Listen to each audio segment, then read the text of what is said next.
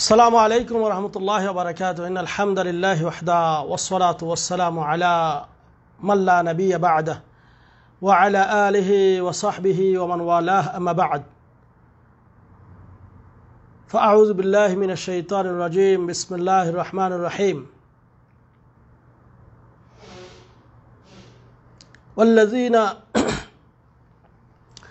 والذين لا يشهدون الزور وإذا مروا باللغو مروا كراما.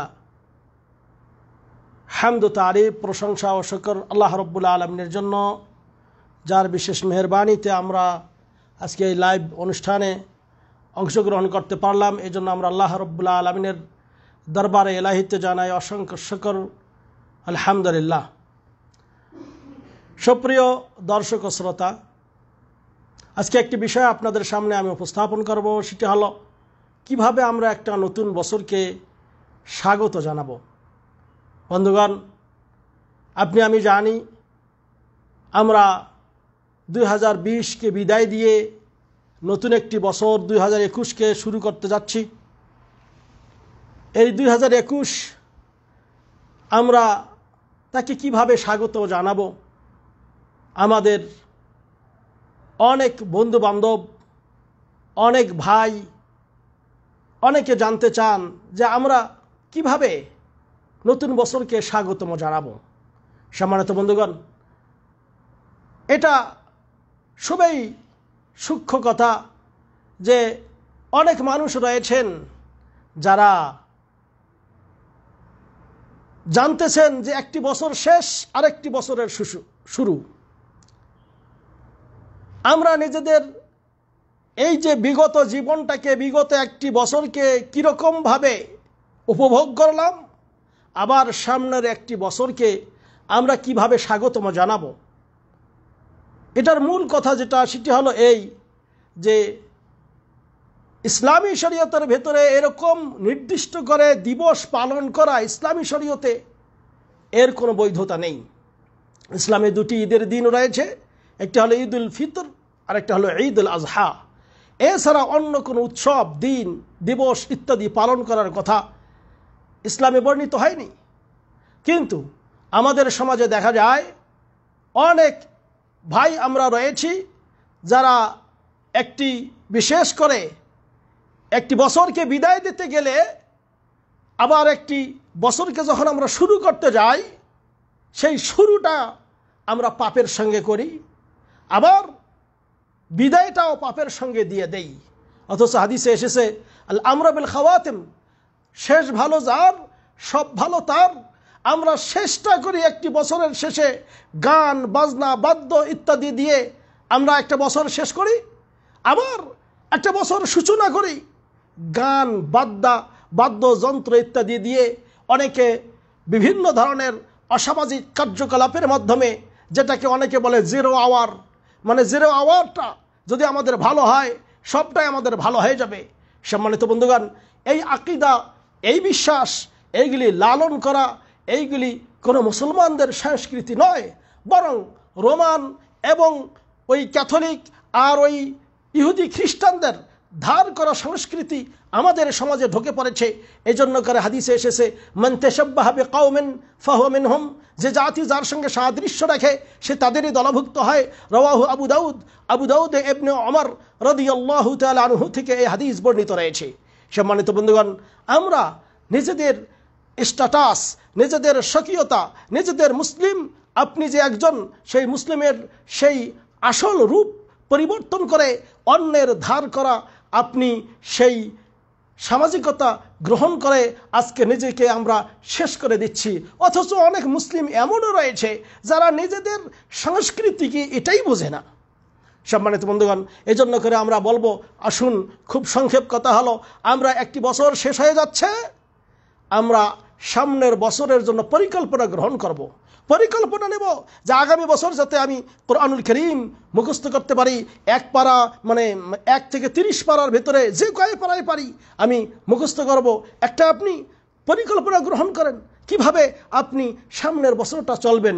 কিন্তু এইগুলি না করে ইসলাম শিখব, ইসলামকে জানব, পাপের কাজ পরিহার করে সমস্ত অপরাধ অন্যায় থেকে তওবা ইস্তেগফার করে আল্লাহর দিকে ফিরে যাব। যেমন আল্লাহ ডাক দিয়েছেন, ওয়াসারিউ ইলা মাগফিরাতিম মির রাব্বিকুম ওয়া জান্নাহ আরদুহাস সামাওয়াতু ওয়াল আরদ উইদ্দাত লিল মুত্তাকিন। তোমরা সেই ধাবিত হও, দ্রুত গতিতে অগ্রসর হও আল্লাহর কাছ থেকে ক্ষমা নেয়ার জন্য, এবং আল্লাহর ওই জান্নাত, যেই জান্নাতের পরিধি, যেই জান্নাতের প্রসারতা আসমান এবং জমিন ব্যাপী, সেই জান্নাতে যাওয়ার জন্য তোমরা অগ্রসর হও। সূরা আলে ইমরান 133 নম্বর আয়াতে এটা উল্লেখ করা হয়েছে। সেই কাজ না করে আমরা কি করি?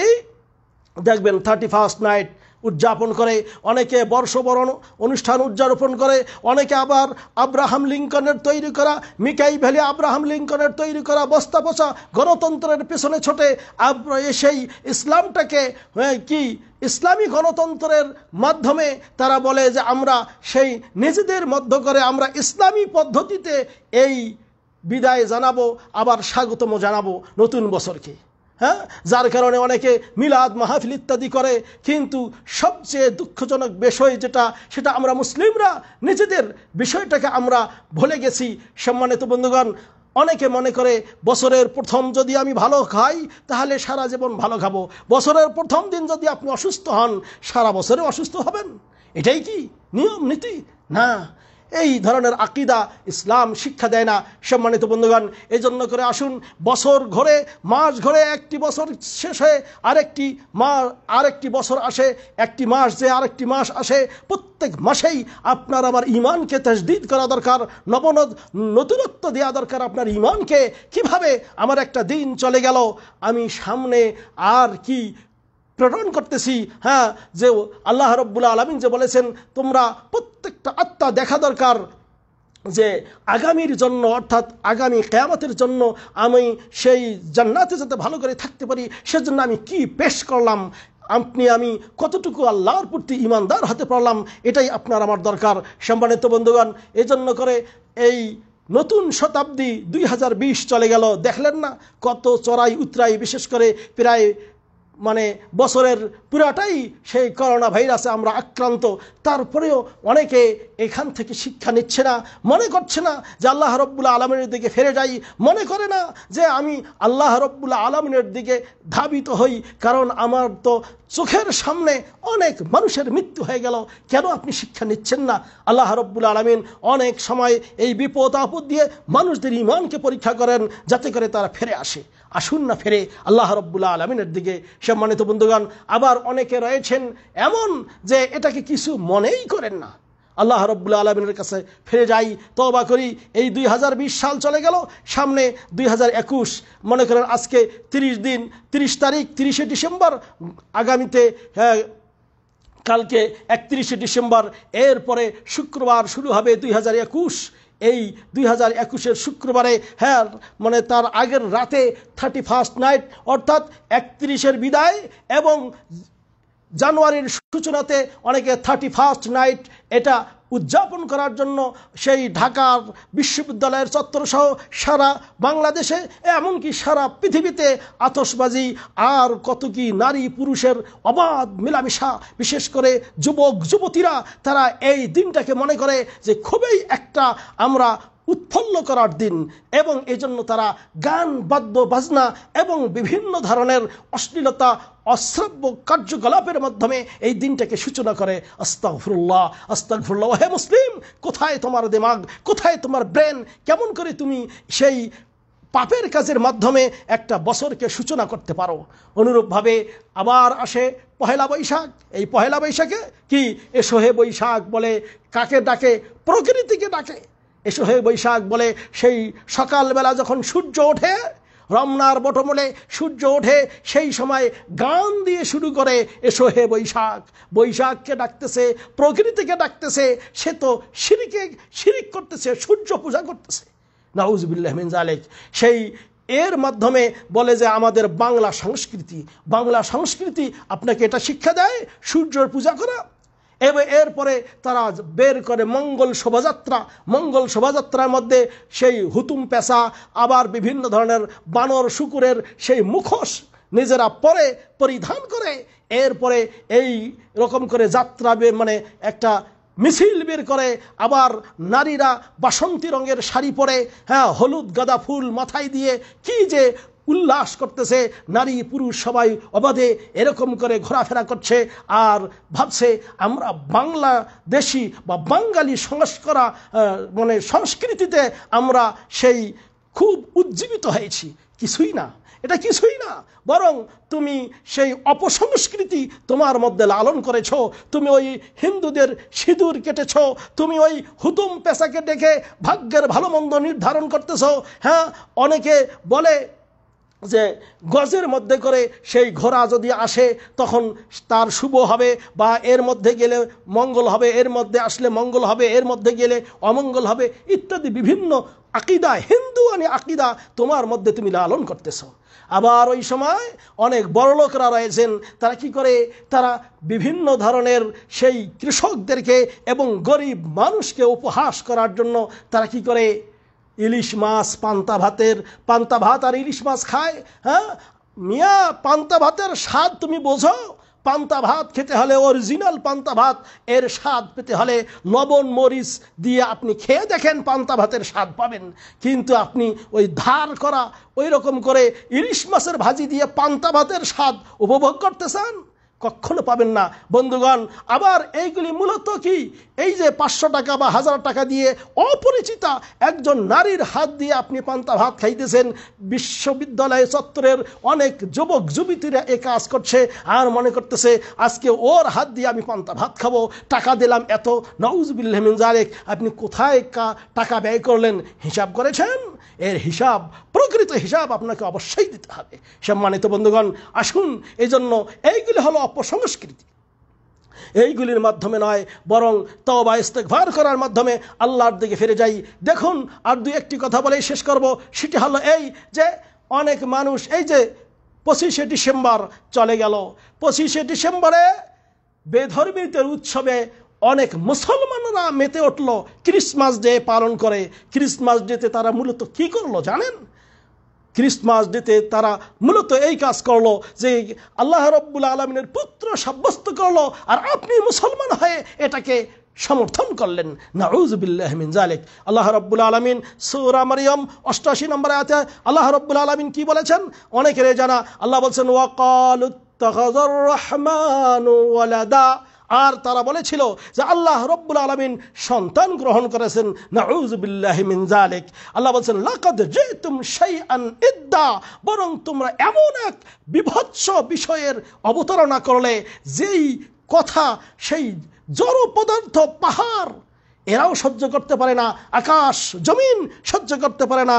আল্লাহ বলতেছেন তাকাদুস সামাওয়াতু ইয়াতাফাত্তারনা মিনহু, যে তোমার এ ধরনের কথার কারণে আসমান ফেটে যাওয়ার উপক্রম হয়েছে। ওয়াতানশাক্কুল আরদু ওয়াতাখিরুল জিবালু হাদ্দা, এবং সেই জমিন ফেটে খণ্ড বিখণ্ডিত হওয়ার উপক্রম হয়েছে। এবং ওয়াতাখিরুল জিবালু হাদ্দা, আর ওই পর্বতগুলি, পাহাড়গুলি চূর্ণ বিচূর্ণ হয়ে তারা নিপতিত হওয়ার উপক্রম হয়েছে। তুমি কি কথা বললে যে আল্লাহ রাব্বুল আলামিনের সন্তান রয়েছে? নাউযুবিল্লাহ। আল্লাহ বলেন আন দাউ লিররহমানি ওয়ালাদা, তারা এজন্য যে দয়াময়ের জন্য সন্তান আরোপ করলো, আল্লাহ রাব্বুল আলামিন সন্তান গ্রহণ করেছেন, এই কথাই তারা বলল। নাউযুবিল্লাহি মিন যালিক। আল্লাহ বলতেছেন ওয়ামা ইয়ানবাগি লিররহমানি আন ইয়াত্তাখিযা ওয়ালাদা, এবং আল্লাহ রাব্বুল আলামিন দয়াময় আল্লাহর জন্য কখনো শোভনীয় নয় তিনি সন্তান গ্রহণ করেন। আল্লাহ তো নাকচ করে দিয়েছেন ছোট্ট একটি সূরায়, কুল হুয়াল্লাহু আহাদ, বলুন তিনি আল্লাহ এক, আল্লাহুস সামাদ, আল্লাহ মুখাফিক্কি, লাম ইয়ালিদ ওয়া লাম ইউলাদ ওয়া লাম ইয়াকুল লাহু কুফুয়ান আহাদ। তিনি কাউকে জন্ম দেননি, কারো কাছ থেকে জন্ম নেননি, তার সমকক্ষ কেউ নেই। সেই মহান রব্বুল আলামিন, তার সমকক্ষ কেউ নেই, তার ছেলে নেই, মেয়ে নেই, স্ত্রী নেই, পুত্র নেই। আর ওই খ্রিস্টানেরা সাব্যস্ত করতেছে যে আল্লাহর পুত্র জন্ম নিয়েছে 25শে ডিসেম্বরে, আর সেটাকে মুসলমান হয়ে আপনি সমর্থন করলেন। আপনি মুখ দিয়ে কথাও বলতে পারেন না, আপনার এতটুকু যে এহসাস নেই, জ্ঞান নেই যে এই কথা কেমনে আমি বলি যে আল্লাহ রাব্বুল আলামিনের সন্তানের জন্মদিন। নাউযুবিল্লাহি মিন যালিক। অথচ অনেক মুসলিম কি করে, ওই 25শে ডিসেম্বরে সেই খ্রিস্টানদের ক্রিসমাস ডেতে তারা তাদেরকে উইশ করলো, তাদেরকে কি করলো, মিষ্টান্ন বিতরণ করলো, নিজে ফুল সজ্জায় সজ্জিত করলো বাড়িঘর, আবার অনেক কিছু খাবার ব্যবস্থা গ্রহণ করলো, মনে করলো যে অনেক কিছু করলাম। নাউযুবিল্লাহি মিন যালিক, আপনি আল্লাহর পুত্র সাব্যস্ত করলেন। আবার অনুরূপভাবে হিন্দুদের পূজা মণ্ডপ যখন হয়, অনেক মুসলমানের সন্তানরা সেখানে যে আরতি দেয়, তাদেরকে ধূপধুনা দেয়, আর মনে করে আমরা অনেক কিছু করলাম। নাউযুবিল্লাহ, যে আমরা হিন্দু মুসলমান ভাই ভাই, খ্রিস্টানরা ভাই ভাই। না, মুসলমান আর অন্য কারো ভাই হতে পারে না। তারা তাদের ধর্মীয় সংস্কৃতি পালন করে করুক, আপনি আপনারটা নিয়ে থাকবেন। দেখেন না, হিন্দু, খ্রিস্টান, ইহুদিরা তারা নিজের ধর্মীয় অনুষ্ঠান পালন করতেছে, অথচ আপনি তাদের সঙ্গে শরীক হচ্ছেন মুসলমান হয়ে। কিন্তু আপনার আমার ঈদের দিনে কয়জন হিন্দু আসে, কয়জন হিন্দু নামাজে আসে, কয়জন খ্রিস্টান নামাজে আসে? আপনার কি তো এতটুকু ব্রেন হয় না, এহসাস হয় না? কেমন করে আমি একজন মুসলিম হয়ে সেই হিন্দুদের পূজা মণ্ডপে যেতে পারি, বেধর্মীদের ইবাদতখানায় যেতে পারি? অথচ ওমর ইবনুল খাত্তাব রাদিয়াল্লাহু তাআলা আনহু তিনি বলেছেন যে ওই সময়, বিশেষ করে ওই সময় ওদের ওপর আল্লাহর লানত, আল্লাহর গজব বর্ষিত হয়। খবরদার, ওদের এই সমস্ত ধর্মীয় অনুষ্ঠানে যাবে না। এমনকি কোরআনুল কারীমের এই আয়াতটা বলে শেষ করব, যেই আয়াতের কথা তাফসীর ইবনে কাসিরে এসেছে, যে আল্লাহ রাব্বুল আলামিন ওই আয়াতে আমি প্রথমে বলেছি, সূরা আল ফুরকানের ৭২ নম্বর আয়াতে আল্লাহ রাব্বুল আলামিন বলছেন, ওয়াল্লাযীনা লা ইয়াশহাদুনা যুরা ওয়া ইযা মাররু বিল লাগবি মাররু কিরামা। আর যারা সেই মিথ্যার কোনো এই সমস্ত মিথ্যার সঙ্গে সম্পৃক্ত হয় না, এর সাক্ষ্য হয় না, আর যারা মিথ্যার সাক্ষ্য হয় না এবং তারা যখন এই সমস্ত অসার অবাঞ্ছিত কার্যকলাপের সঙ্গে যুক্ত হয়, মাররু কিরামা, তখন তারা নিজেদের সম্মান ইজ্জত রক্ষা করে, নিজেদের সংস্কৃতিকে রক্ষা করে, সে নিজের সম্মান বজায় রেখে ওই সমস্ত জায়গা থেকে ওইগুলিকে পরিহার করে চলে যায়। সম্মানিত বন্ধুগণ, আসুন আপনার আমার উচিত এই সমস্ত বেধর্মীদের সেই কৃষ্টি কালচারকে পরিহার করি। আর এই আয়াতের তাফসীর ইবনে কাসিরে বিভিন্ন তাবেঈনগণ, বিশেষ করে যাহাক এবং ইবনে সিরিন ও মুহাম্মদ ইবনে সিরিন, আবার ওই রকমভাবে আবুল আলিয়া, অনেক সেই তাবেঈনগণ বলেছেন এই আয়াত দিয়ে যেটা স্পষ্ট প্রমাণিত, সেটি হলো যে বেধর্মীদের ইবাদত, বেধর্মীদের পূজা অর্চনাকে, বেধর্মীদের উৎসবকে এটা দিয়ে বোঝানো হয়েছে। আসুন সেই অমুসলিমদের উৎসবকে পরিহার করে মুসলিম হয়ে নিজেদের জীবনকে পরিচালনা করি এবং সেই অপসংস্কৃতি থেকে বেরিয়ে এসে ইসলামী সামাজিক মানে তাহজিব তামাদ্দুনকে গ্রহণ করি এবং নিজেরা মুসলিম হয়ে আল্লাহ রাব্বুল আলামিনের কাছে আত্মসমর্পণ করি। বিগত একটি বছর আমার পাপ পঙ্কিলতাকে স্মরণ করে আল্লাহর কাছে তওবা, অনুতপ্ত হয়ে তওবা ইস্তেগফার করে সামনের বছরগুলিতে ভালো কাজ করার পরিকল্পনা গ্রহণ করি। আপনি 5 ওয়াক্ত নামাজ গত বছরে ভালো করে পড়েছেন কিনা, হ্যাঁ, খারাপ কাজে কীরকম লিপ্ত ছিলেন, ওইগুলি স্মরণ করে তওবা ইস্তেগফার করুন। আগামী বছর 5 ওয়াক্ত নামাজ ভালো করে জামাতের সঙ্গে পড়ার পরিকল্পনা গ্রহণ করুন এবং কোরআনুল কারীম প্রত্যেক দিন একটু হলেও তেলাওয়াত করুন। আমরা অনেকে প্রত্যেক দিন ফেসবুক দেখি, কিন্তু কোরআনুল কারীম বুক, হ্যাঁ, হলি বুককে আমরা দেখি। এটার চিন্তা ভাবনা করুন। আল্লাহ যেন আমাদের সুমতি দান করেন এবং ওই সমস্ত অপসংস্কৃতি থেকে বেরিয়ে এসে ওইগুলিকে পরিহার করার তৌফিক দান করেন। আমিন। ওয়া সাল্লাল্লাহু আলা নবিয়িনা মুহাম্মদ। ওয়াসসালামু আলাইকুম ওয়া রাহমাতুল্লাহি ওয়া বারাকাতুহু।